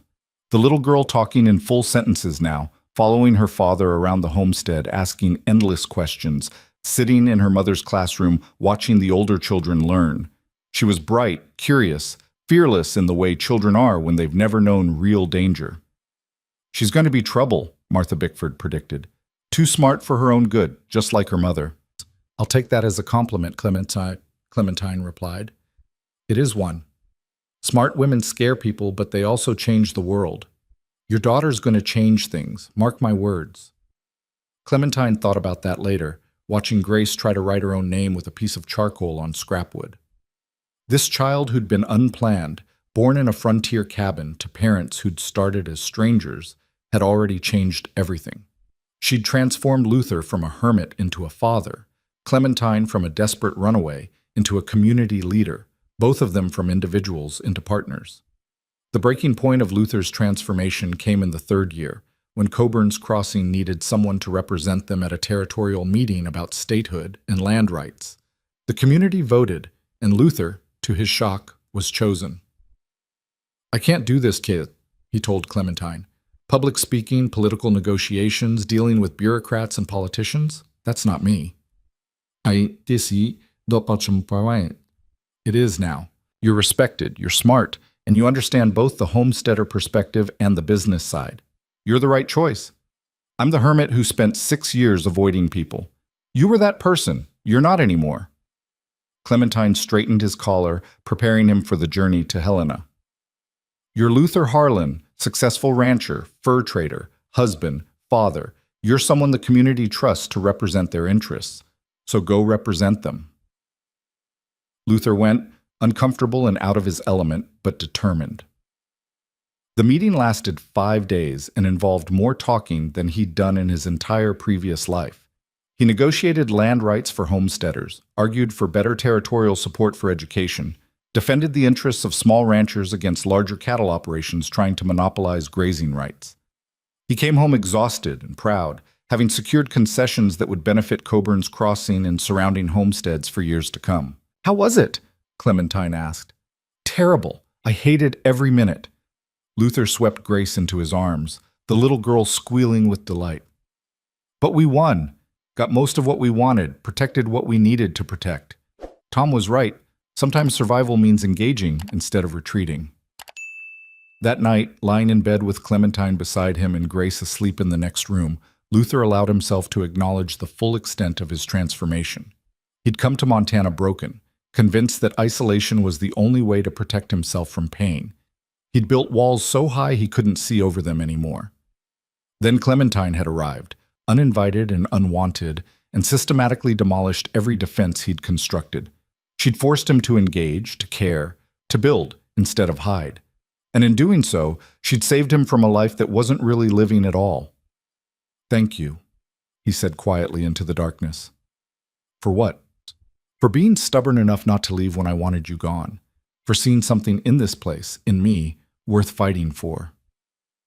Luther pulled her closer. For giving me a life I didn't know I wanted, and can't imagine losing now. Clementine was quiet for a moment, her hand finding his in the dark. I should be thanking you. You gave me refuge when I had nowhere else to go. You let me become someone new instead of forcing me to be who I was. You built this life with me instead of just for me. We're both reformed disasters then. The best kind of disaster, the kind that rebuilds better than before.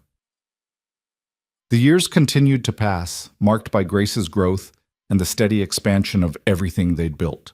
The school grew to 35 students, with Clementine as headmistress and 2 assistant teachers she'd trained herself. The ranch expanded to 50 head of cattle, employing 3 full-time workers and seasonal help during busy periods. The fur trading operation evolved into a general trading business, connecting homesteaders with merchants across the territory. The cabin expanded again, adding rooms as needed until it was barely recognizable as the one-room structure where Luther had lived alone. The valley that had once echoed with silence now rang with activity. Workers, visitors, students stopping by to see Mrs. Harlan, neighbors dropping off trade goods or picking up supplies. Luther adapted to it all with the same determination he'd once applied to isolation. He learned to manage employees, negotiate contracts, navigate social situations that would have sent his younger self running for the mountains. He became a respected voice in territorial matters, someone other homesteaders consulted on decisions, someone merchants trusted for fair dealing. But his favorite moments remained the quiet ones, reading to Grace before bed, sitting with Clementine on the porch watching the sunset, walking the property line with his hand in hers while they planned the next expansion or discussed the next challenge. Grace turned 5 with a party that drew half the territory, it seemed. She was reading already, writing her name in simple words, asking questions that made Luther laugh and scramble for answers. She had Clementine's sharp mind and Luther's quiet stubbornness, a combination that promised both greatness and trouble in equal measure. She's going to leave someday, Clementine said, watching their daughter play with the other children. She's too smart, too curious to stay on a frontier homestead forever. That's years away. We've got time. Time goes faster than you think. We should prepare for it. Make sure she has every opportunity, every skill she needs to succeed wherever she goes.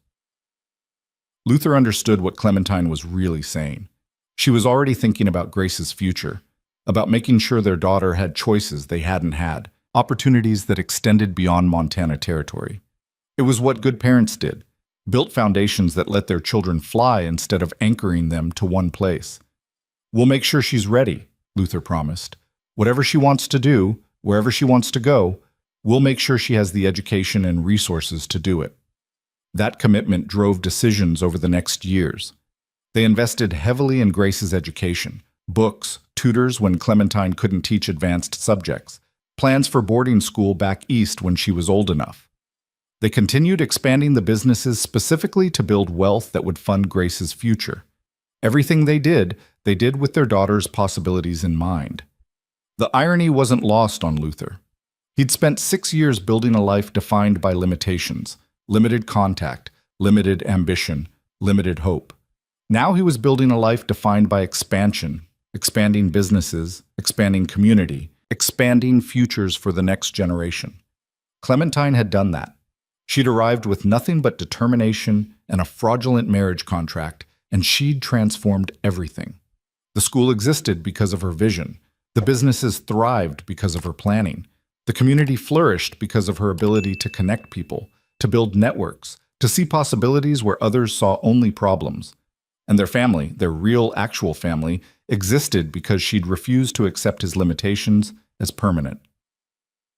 On their 5th anniversary, counted from the day she'd arrived, not from any formal ceremony, Luther took Clementine to the spot where he'd first seen her stepping off that wagon.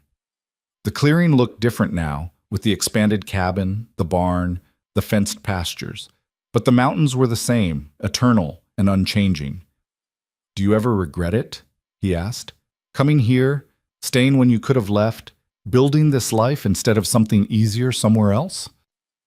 Clementine looked at him like he'd lost his mind. "Regret it? Luther, this is the best decision I ever made. Even when it was hard, even when we were fighting and struggling and barely making it, it was still better than the life I left behind. Even though I was difficult and stubborn and tried to push you away. Especially because of that. You challenged me, forced me to prove myself, made me work for every bit of respect and partnership I earned. That made it mean something." She took his hands. "We built this together, from nothing, against odds that should have crushed us. That's not something to regret. That's something to be proud of." Luther kissed her, there in the clearing where his solitary life had ended and his real life had begun, and silently thanked whatever force of the universe had sent him a stubborn, brilliant woman who'd refused to accept his surrender to isolation.